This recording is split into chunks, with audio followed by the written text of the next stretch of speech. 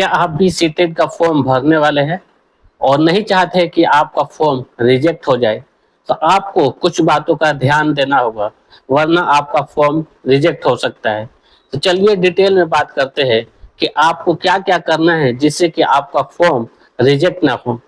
तो सबसे पहला है नेम और डेट ऑफ बर्थ। जब भी आप फॉर्म भरे तो अपना नाम, जैसे आपका सर्टिफिकेट में आपका नाम है और डेट ऑफ बर्थ है, उसके अनुसार ही भरे। और एक भी स्पेलिंग मिस्टेक आपकी नहीं होनी चाहिए, वरना आपका फॉर्म रिजेक्ट हो सकता है। दूसरा आपका आता है कैटेगरी, यानी कि आप जिस कैटेगरी के हैं, जिस कास्ट के हैं, उसको सही से भरे। जैसे कि जनरल है, ईडब्ल्यूएस है, ओबीसी है, या फिर एससी एसटी है। तो जो भी आपका कैटेगरी है वो आप अपना कैटेगरी सही भरे। क्योंकि कैटेगरी गलत भरने से आपका फॉर्म रिजेक्ट नहीं होगा, लेकिन आपको बाद में चलकर बहुत बड़ी समस्या का सामना करना पड़ सकता है। क्योंकि जब आपको नौकरी मिलेगी उस समय अगर आपका सर्टिफिकेट से कैटेगरी मैच नहीं करेगी, तो हो सकता है कि आपको नौकरी से भी हाथ धोना पड़ सकता है। तीसरा नंबर आपका आता है पेपर 1 और पेपर 2। चूंकि सीटेट 2 पेपर कराता है और दोनों पेपर का एजुकेशन क्वालिफिकेशन जो है वो अलग अलग होता है। तो जब भी आप जो पेपर भर रहे, पेपर 1 भर रहे या पेपर 2 भर रहे, उसके अनुसार एजुकेशन क्वालिफिकेशन आपको चूज करना होता है। तो आप बहुत बार होता है आप गलत एजुकेशन क्वालिफिकेशन चूज कर लेते हैं। तो जब भी आप पेपर 1 या पेपर 2 भर रहे हैं, दोनों भर रहे हैं, तो पेपर 1 का एजुकेशन क्वालिफिकेशन के अनुसार आप भरे, पेपर 2 भरे तो उसके अनुसार भरे। इसको सही से देखकर ही उसके अनुसार ही आप एजुकेशन क्वालिफिकेशन के नंबर को चेक करेंगे। अगला हमारा नंबर आता है फोटो और सिग्नेचर का।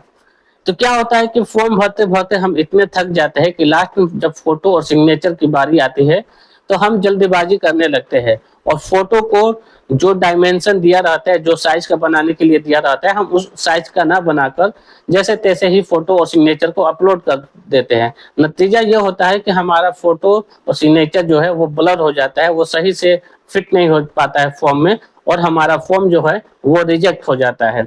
या फिर अगर फॉर्म का एडमिट कार्ड आ भी जाता है तो जहां आप फॉर्म एग्जाम देने जाते हैं जिस डेट को, तो वहां पर आपको एंट्री नहीं मिल पाती है। तो इससे बचने के लिए अगर आप फोटो सिग्नेचर दोनों सही से डालें, जो डायमेंशन दिया गया है, जो साइज दिया गया है, उस साइज के अनुसार ही बनाएं, और सिग्नेचर भी सही से करें, साफ अक्षरों में करें जो सिग्नेचर आप करते हैं, और सही से स्कैन करके ही फोटो और सिग्नेचर को डाले। ब्लर कभी नहीं डाले, जो डायमेंशन बताया गया है उसके अनुसार ही फोटो और सिग्नेचर को अपलोड करें। इसके बाद आता है पेमेंट। पेमेंट क्या होता है कि जब हम पेमेंट कर देते हैं तो जल्दीबाजी में हम कभी कभी पेमेंट गेटवे को काट देते हैं, जिससे क्या होता है हमारा पेमेंट स्टक हो जाता है।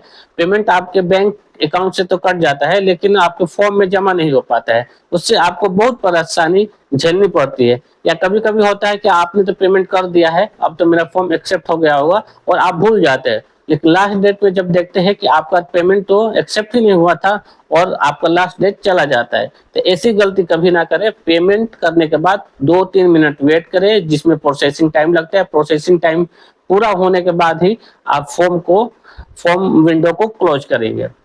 अगला स्टेप आता है फाइनल सबमिशन। फाइनल सबमिशन से पहले आप फॉर्म को एक बार प्रीव्यू करके जरूर देखेंगे। प्रीव्यू करके थ्रोली देख लेंगे कि आपने जो भी डिटेल डाला है वो सही है या नहीं, यानी कि क्रॉस चेकिंग बहुत जरूरी है फॉर्म में। अगर आप गलती कर रहे हैं तो उसी समय आप उसको पकड़ पाएंगे और उसको सुधार पाएंगे, क्योंकि फाइनल सबमिशन के बाद फॉर्म जो है वो करेक्शन नहीं होता है।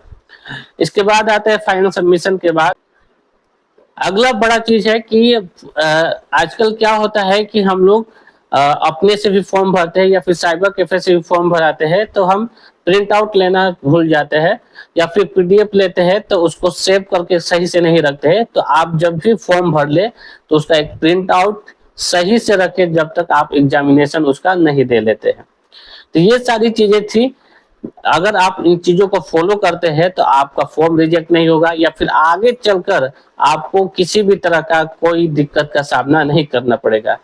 तो इसी तरह सीटेट की वीडियो के लिए हमारे चैनल को लाइक और सब्सक्राइब जरूर करें, और आप ये कमेंट करके जरूर बताएंगे कि आपको सीटेट में क्या परेशानी आ रही है और आपको किस टॉपिक पर वीडियो चाहिए।